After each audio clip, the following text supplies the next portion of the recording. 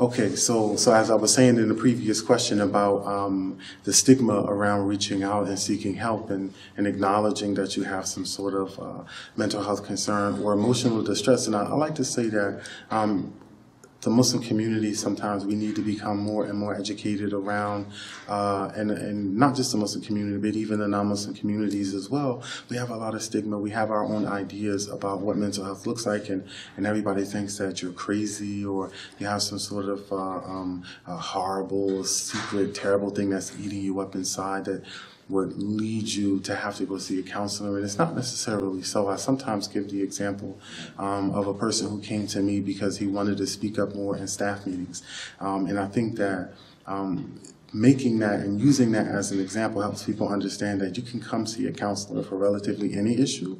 And I think that the major way I myself have worked very hard to increase Muslims' awareness of mental health support, emotional health support, even just awareness around getting help for their loved ones or anybody else who's struggling with any personal issues, is traveling through the different masajid, right? Going from mosque to mosque to mosque, from community center to community center, and talking about what it means to have depression or anxiety or troubles with your children or troubles in your marriage or troubles at work or anything like that, struggling with money problems, you know, all of these kinds of things. When you sit in a room with someone or you're sitting in a masjid with someone and they're speaking to you in a way that you understand and they're talking about issues in a way that you feel like they get what it is that you're going through and they're here to support you, it makes it more real. I like to say that counseling in the Muslim community has been a lot like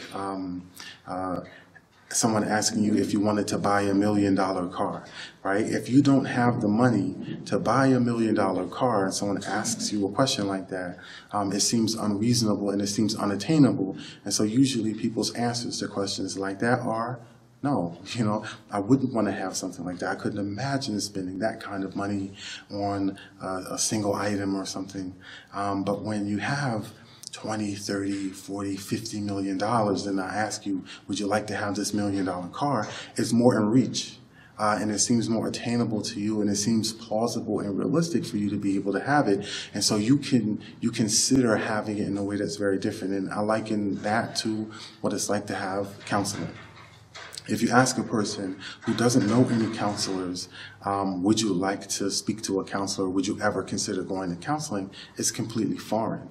But when they've sat down with me, when they've listened to me in lectures and all of those things, and of course traveling back and forth here to Calgary, what I find is that so many people are willing to reach out when you're in the room with them and you make yourself human and accessible and available, and you convey that you get it and that you're not here to judge or to criticize and accept, and that you normalize what people are going through, because that's another thing. No one wants to feel like there's something wrong with them per se.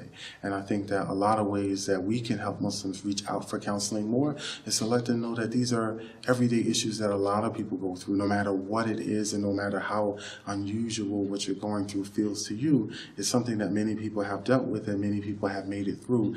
And that gives them the hope and a sense of security that reaching out will be successful.